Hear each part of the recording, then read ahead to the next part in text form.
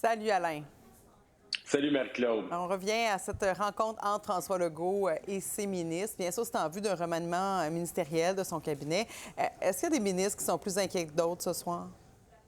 Oui, on sait que François Legault, dans le dernier mois, a déjà commencé ses rencontres. Il cherche à savoir, premièrement, est-ce qu'il y en a qui ne souhaitent pas se représenter et, comme il l'a mentionné, connaître leurs intentions s'il avait à les déplacer.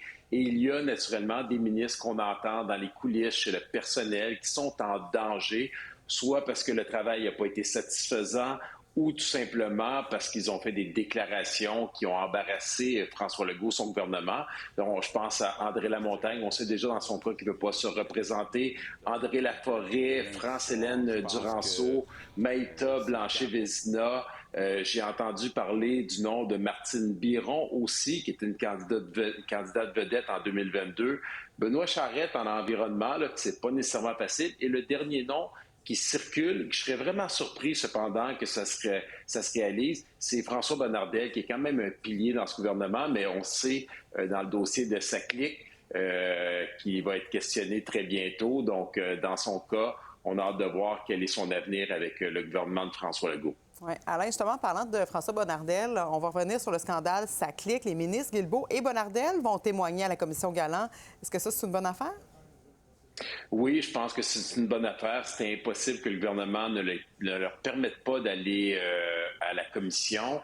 On veut savoir tout ce qui s'est passé. Est-ce qu'ils ont été informés? Est-ce qu'ils ont fait de l'aveuglement volontaire? Est-ce que c'est les hauts fonctionnaires ou les gens à la SAQ qui ne leur ont pas donné la bonne information? Il reste des ministres qui étaient en poste, donc ils ont l'imputabilité, la responsabilité. Bon, je suis convaincu que la SAQ, c'était pas nécessairement leur priorité lorsqu'ils étaient au ministère des Transports, mais ils sont entourés de stratèges, de conseillers politiques qui devaient les informer. Donc, on va avoir plus d'informations lorsqu'ils vont pouvoir témoigner sous serment. Et après ça, je pense qu'on pourra commencer à tabler sur des conclusions avec le commissaire. C'est quoi l'avenir de François Legault en tant que chef de la CAQ? Bon, il dit qu'il doit faire preuve d'humilité. Demain, il va rencontrer les députés. Il est déjà été à la rencontre des électeurs après la défaite cuisante d'Arthabasca-l'Érable. Est-ce que là, c'est trop peu, trop tard? Ça va être extrêmement difficile. Je ne sais pas comment il pourrait rester en poste pendant une année. Les députés, les 85, ont vu ce qui s'est passé dans Arthabasca, passé de 52 à 7.